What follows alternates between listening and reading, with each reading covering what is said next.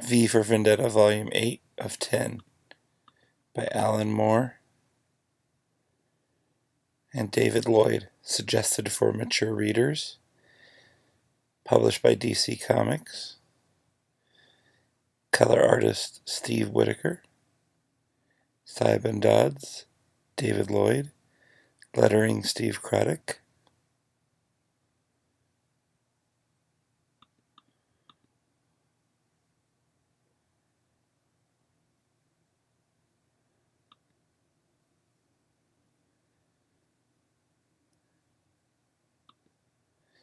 November 5th, 1998, The Ear. Hello, Mr. Etheridge. Working late then? I don't suppose you've seen Mr. Finch today at all? No, Dominic. Haven't seen Eric since came over for dinner with Mrs. Etheridge and myself last Tuesday. Nothing wrong, I hope? No, nothing serious. Something just came up.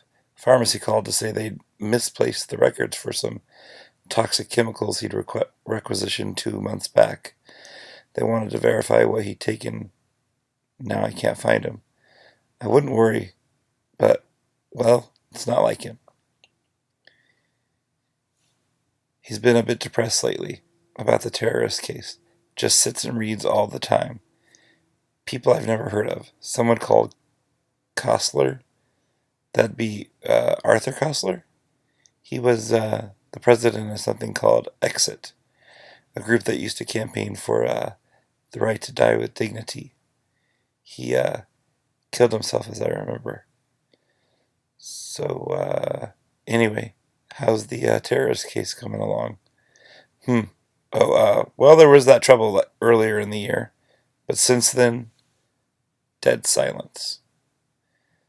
Book 3, The Land of Do As You Please. Prologue. V. These are some things that I moved out of my room. I don't need them anymore. Spring cleaning, Eve? In November? No, I just felt like throwing out everything that wasn't necessary. Do you ever feel like that? Oh, yes. All the time. V? Yes. Something's going on, isn't it? You're going to do something. Don't worry, Eve. You know what they say. It'll all be over by Christmas. The ending is nearer than you think, and it's already written. All that we have left to choose is the correct moment to begin.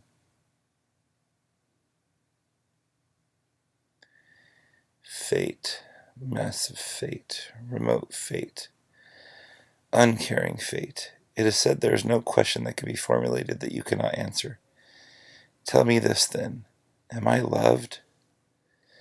Not feared, not respected. Loved. You said I love you. I saw you say it. Unless it was some fluke of circuits, some trick of the eye. Unless I'm going mad. Please, please, give me a sign.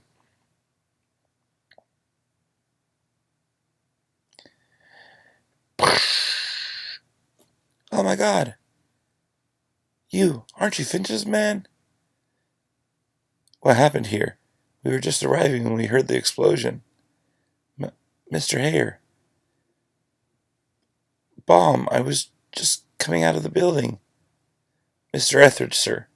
He was working late. Etheridge. What? Is he hurt? He's dead, sir. Oh God, I think I'm going to be sick.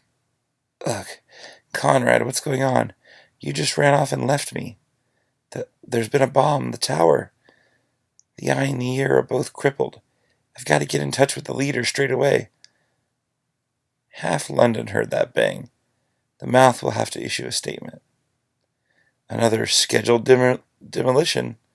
Who's going to believe it after the Houses of Parliament and the Old Bailey? What can they possibly say? I don't know. Anything. At a time like this, anything is better than silence.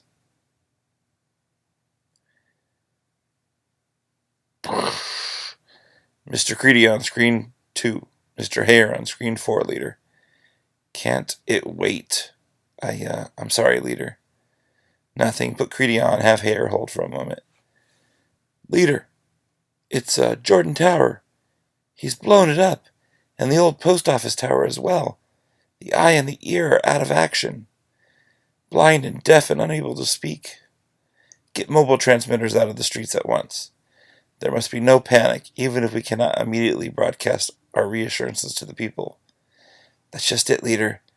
We can't broadcast immediately, but somebody else already is. Listen to this. Good evening, London. This is the voice of fate. Almost 400 years ago tonight, a great citizen made a most significant contribution to our common culture. It was a contribution forged in stealth and silence and secrecy, although it is best remembered in noise and bright light. To commemorate this most glorious evening, Her Majesty's government is pleased to return the rights of secrecy and privacy to you, its loyal subjects. For 3 days, your movements will not be watched. Your conversations will not be listened to, and do what thou wilt shall be the whole of the law. God bless you, and good night. End of prologue.